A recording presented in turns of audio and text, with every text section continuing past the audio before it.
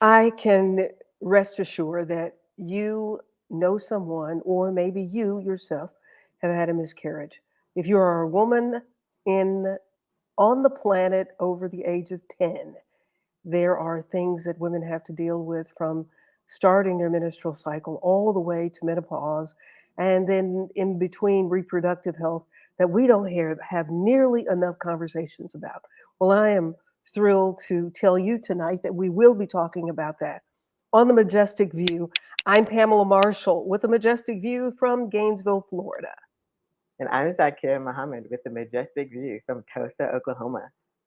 Sakira is our regular guest and co host of the Majestic View. And to Leah and Fumi, who are with us sometimes, we say hello and greetings to you. I think that, Zakira, you're involved with some amazing things with a group in Tulsa, Oklahoma. But you yourself have gone through some personal struggles and continue as it relates to your health, your reproductive health. I had a miscarriage. You've had a miscarriage. And, it has happened in my family as well. But I think that we don't share enough with each other about these challenges that women go through. Why do you think that is, Sakira?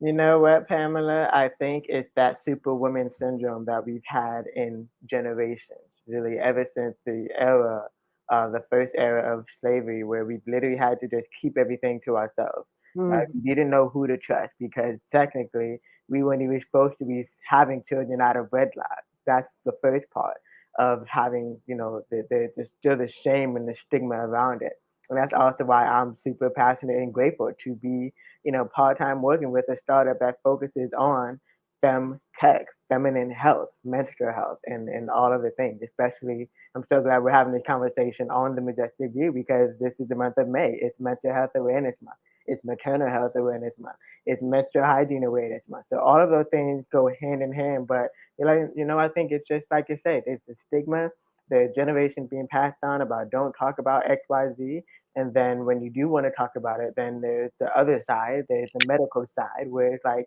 oh, this is the solution for you, even though I know that even though I didn't ask you what's going on with you. So, it's generational. And I think, starting here with the Majestic View is really to change that view, change that perspective.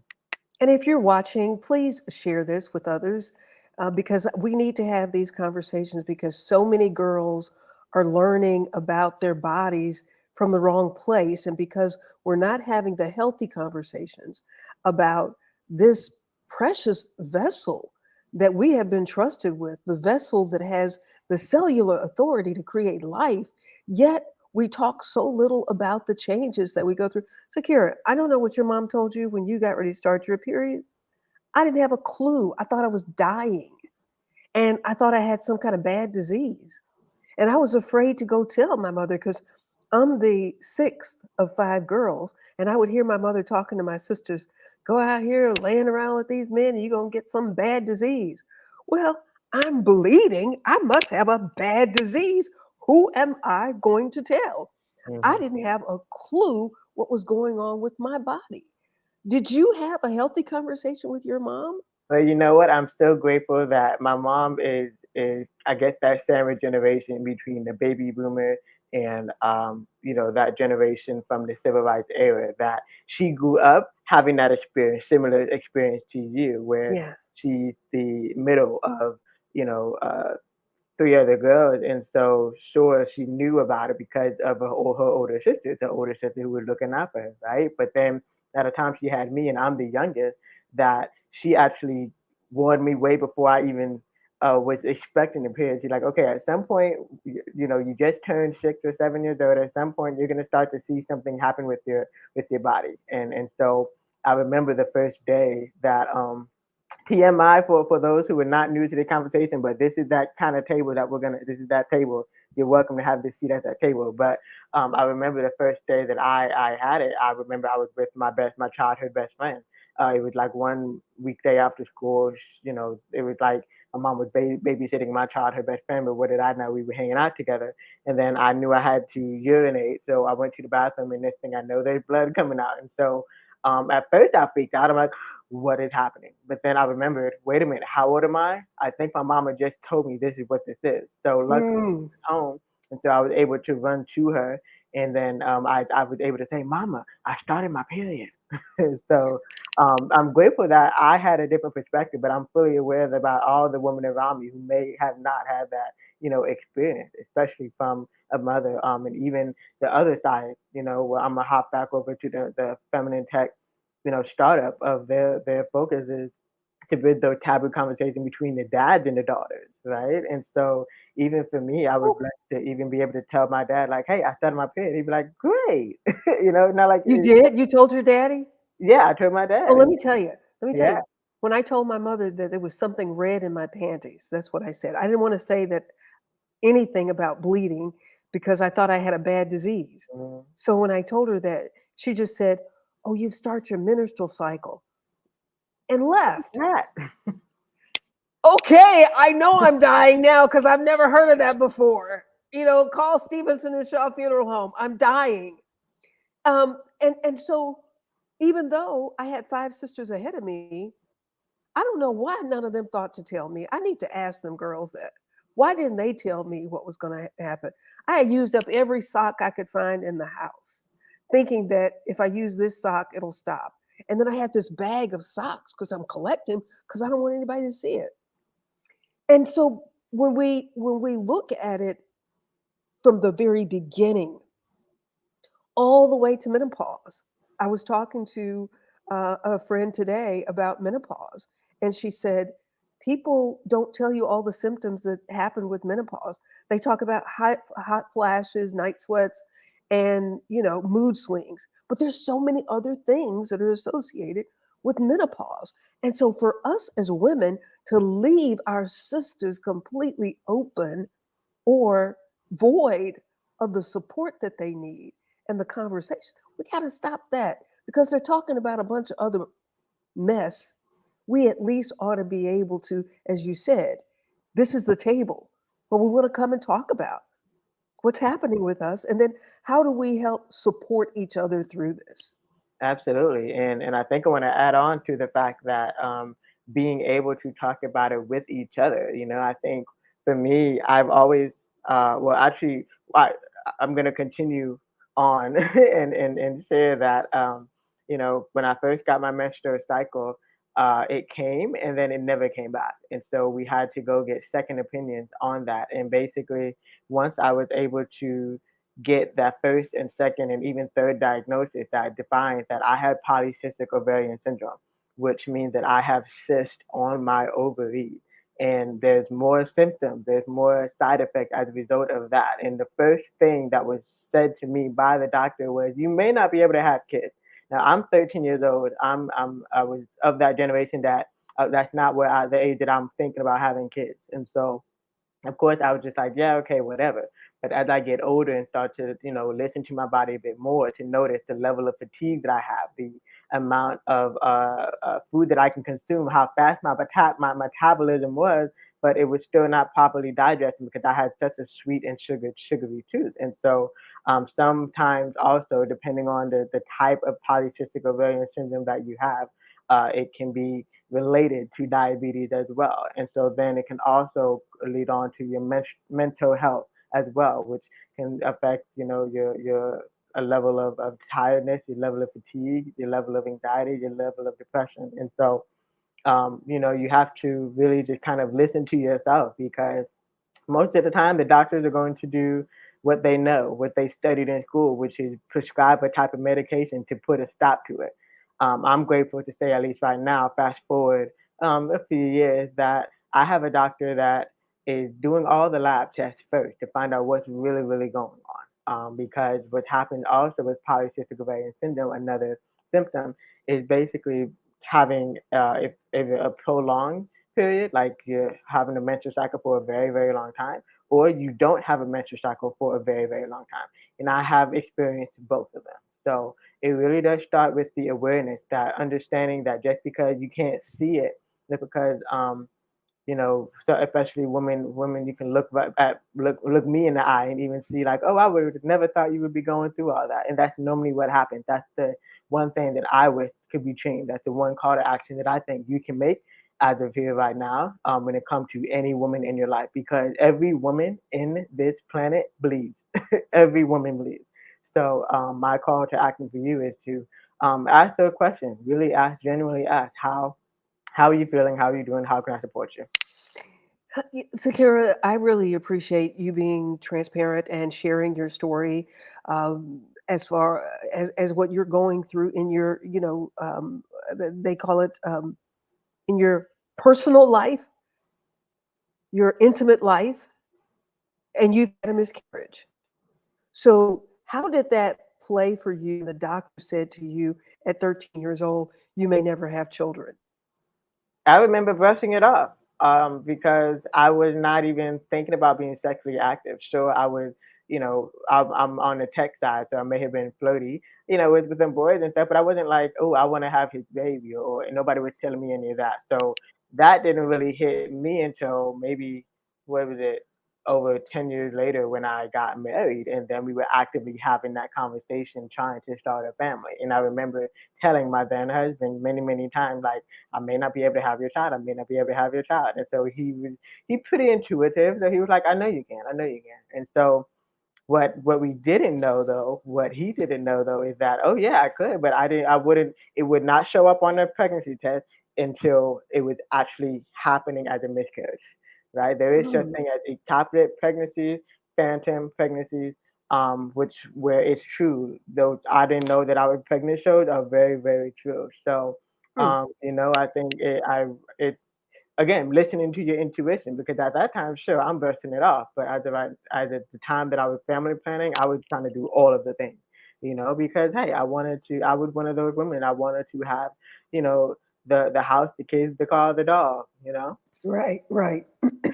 And so, there are many times that women who are having, were you concerned about your marriage? The fact that you had been told and you're having a conversation with your husband that you may not be able to have a baby?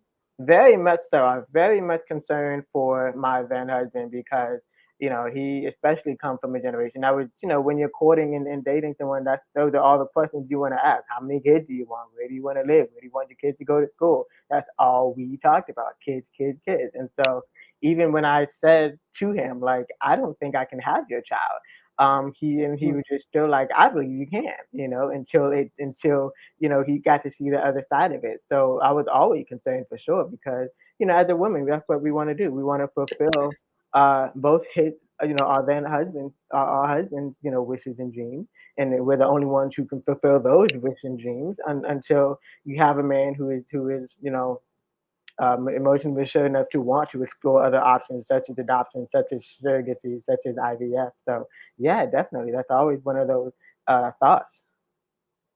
Fareed Johnson is joining us on LinkedIn, and he said, awesome conversation.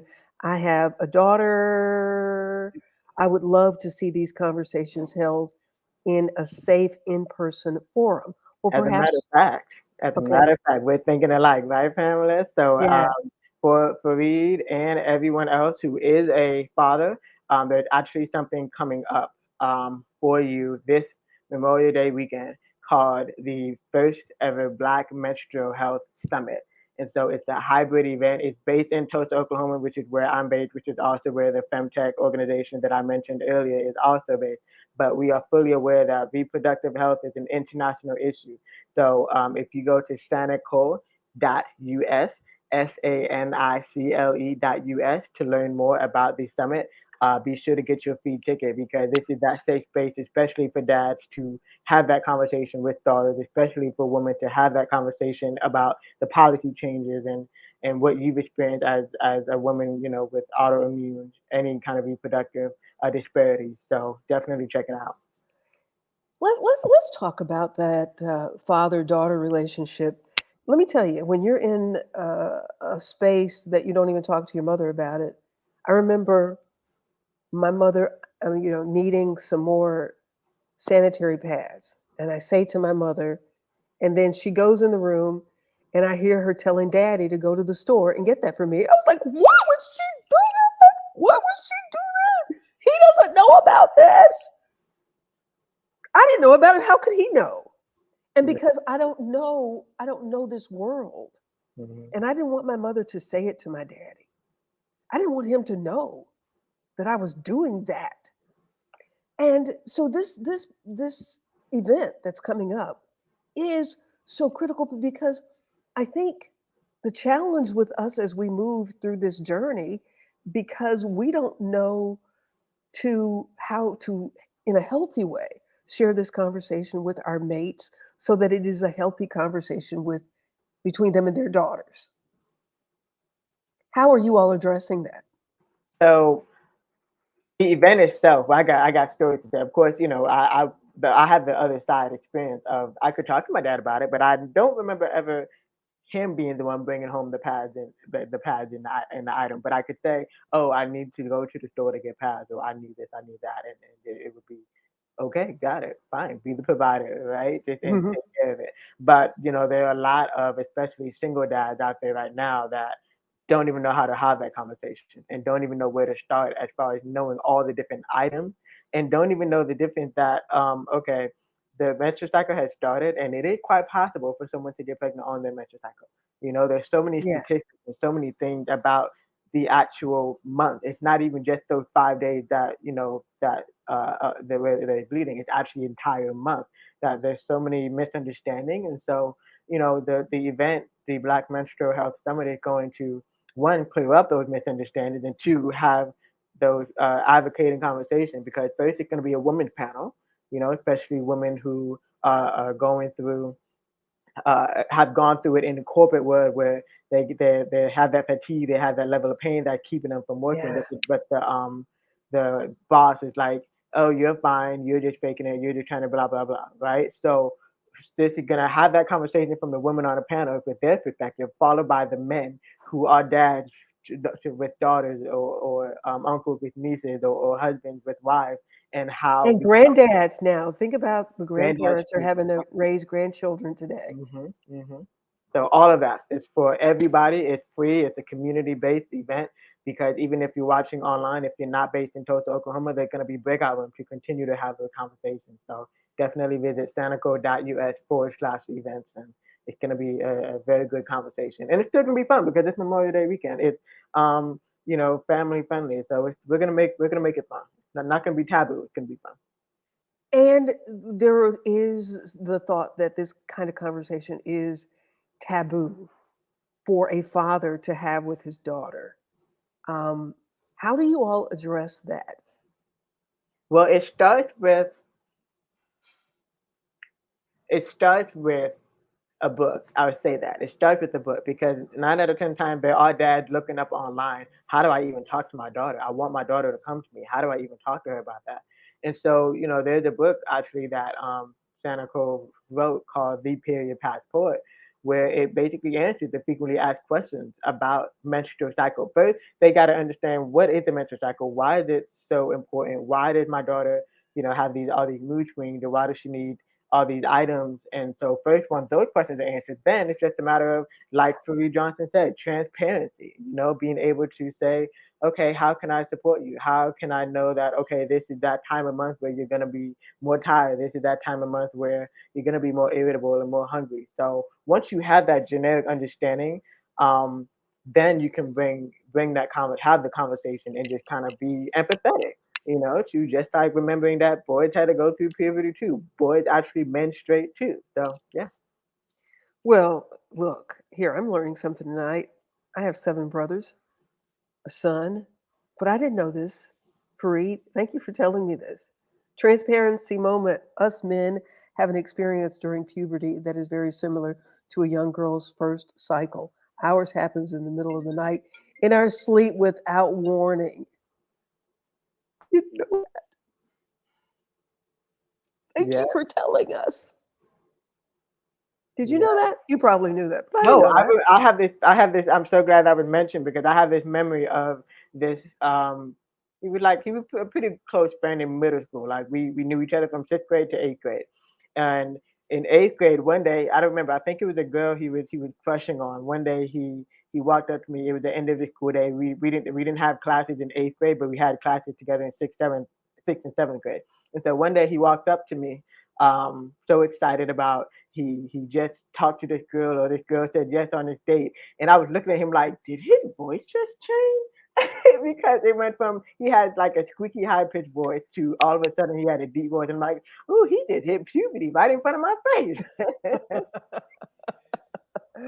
Yeah, yeah. Well, Fareed, maybe we need to have a show. Maybe you can come on and we have somebody to talk about this whole thing. This is just about being human.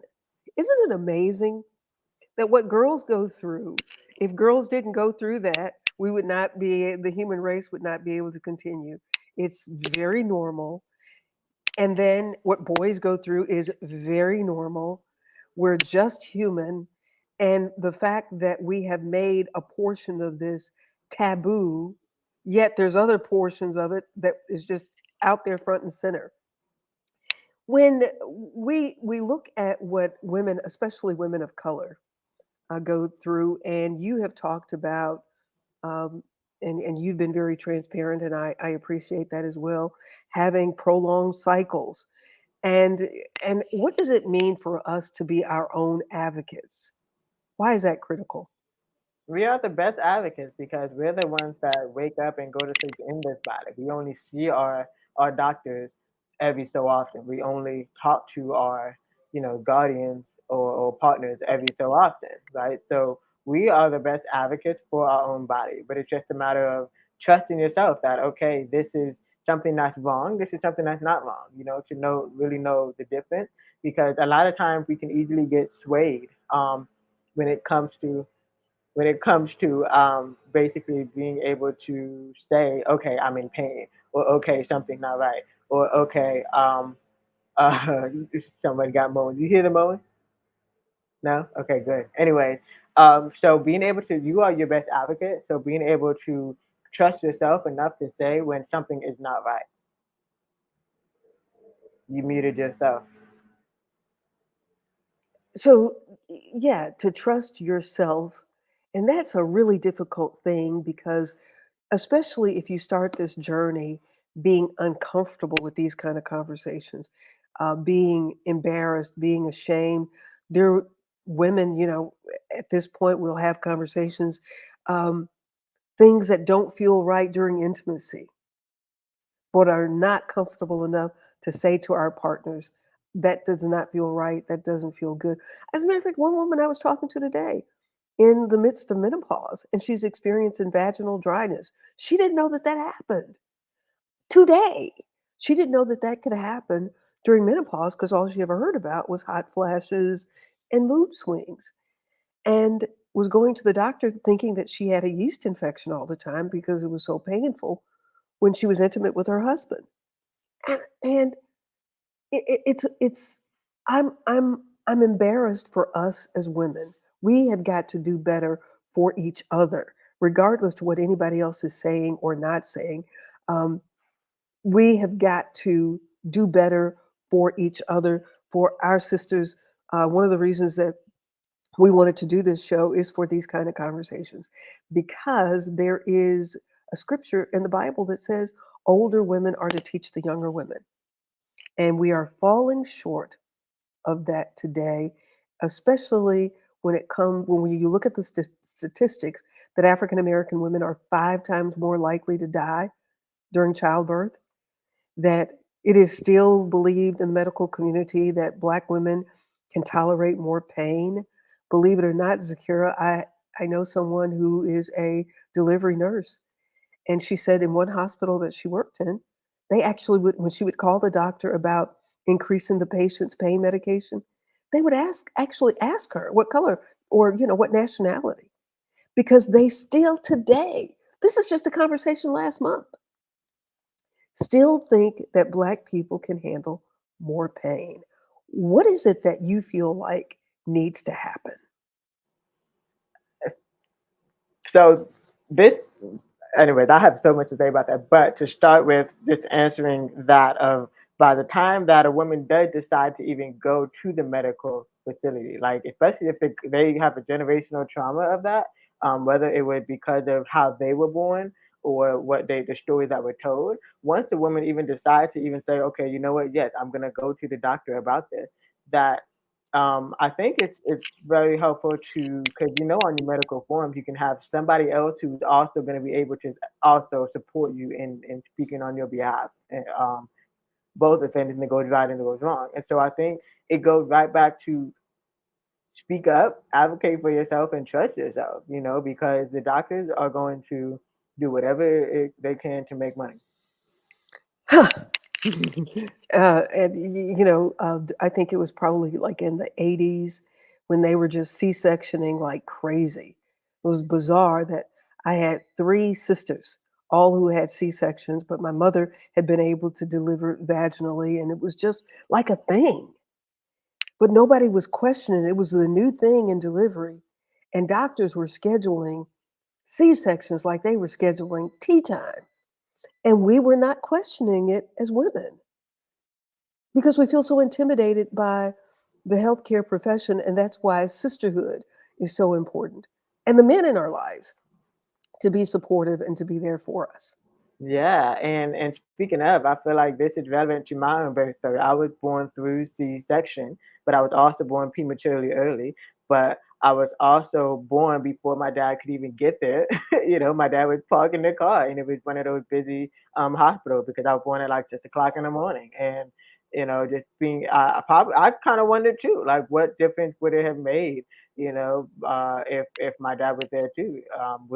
Did my mom even want to have a C-section? I think about a childhood friend. There was a family of 8, and the youngest had her first child, and so she had been holistic everything leading up until we got to the hospital. She wanted to really have a home birth, but it was just getting to be too much. And so once we got to the hospital, I remember that conversation. It was like she did not want a C-section, and so it took a minute for her to even just kind of grasp the concept of like, okay, my child is here, but I did not want this C-section.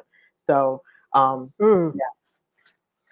yeah, yep. We hear conversations about population control, and during the time when they were having C-sections, like scheduling tea time, tea off time, um, women, my sisters were told that if you have one C-section, you probably will need another one, and we're not going to do more than two. My mother had 13 children. So it would stand to reason, my daddy's mother had 13. It would stand to reason that my sisters came from good childbearing stock, but they were told, the ones that had C-section, you can only have two C-sections. Well, that means you can only have two children, right? So they think. Well, I mean, if you are in, if you're being cared for by that medical profession and you don't feel like you can ask any questions, Hmm. then I don't think my sisters questioned it. They have two children. I don't think they questioned it at all because they believed what they were told. Yet they didn't. At the time when they started, black women having babies in the hospital, that looked like we had arrived, that we were being accepted, that we could now be admitted to hospitals. And so I doubt that there was any thought. Let me go ask Sister Callie Bell, who delivered hundreds of babies and never lost a mother or a baby. We didn't think to do that because we thought that things were improving for us because we could go to the hospital. Or the structure. I've heard that too. Of like, I wanted a child home birth, but I preferred the structure of the hospitals. Well, that's because we've been led to believe that. And in reality, we hear the stories now that even the position that you're in when you're giving birth is the wrong position. You would be much better off in a squatting position, but you're leaning back on a table and then you got to try to push. I appreciate what you're doing there in Tulsa, Oklahoma. I appreciate you sharing with us about the event that's taking place. Tell us about that again before we go and how people can register and be a part of it.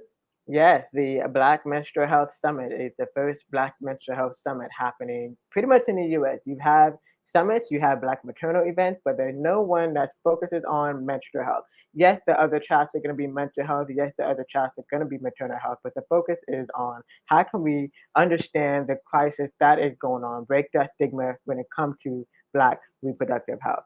So it's a 2-day hybrid event, May 26th, May 27th, And if you are in Tulsa, Oklahoma, come on down. And if you are watching online, register on Eventbrite. Look for Black Menstrual Health Summit on Eventbrite, or go to sanaco.us/event, especially if you are a father or father figure and you have a daughter and you're ready to have those conversations and you're ready to break that stigma and be an advocate. There's also going to be food, there's also going to be vendors, and there's also going to be a bunch of networking. So come on out, it's going to be fun. Memorial Day weekend, zanaco.us/events. Sakira Muhammad in Tulsa, Oklahoma, with this wonderful information and sharing with everyone. I do appreciate the work that you're doing, Sakira, as well as Cynical, and what they're doing and having these conversations that, oh my goodness, I think I would have loved to have attended, but I probably would have been embarrassed. Like That's my, definitely even different. now, at this age, if my daddy were alive, like, don't say that in front of my daddy. Yeah, it's gonna be a Mm. good intervention. I'll say that right now, and it's for anyone, even if you're your grandparent right now, your grand auntie right now. There's although we're aimed at the teenagers and the guardians and parents of the teenagers, it's really for everyone because it starts with the black woman. Everything starts with the black woman. Hallelujah. Again, thank you so much. I will certainly be attending myself, and I hope everybody that's watching will register to attend because we cannot talk about this subject enough. It's not a fad. It's with us as long as we are humans on this earth. And we're going to have another show with more focus directly on this phase of menopause that women go through that they themselves don't necessarily understand and their mates don't understand either. We're just going to be talking more about being human. I'm Pamela Marshall with a majestic view from Gainesville, Florida. And I'm Zakir Muhammad with the Majestic View from Tulsa, Oklahoma. We thank you all so much for joining us. We hope you will be back here with us next Wednesday, 7 o'clock Eastern Time. For all of us who are with the Majestic View, make it a great moment, and we'll see you next time. Bye bye.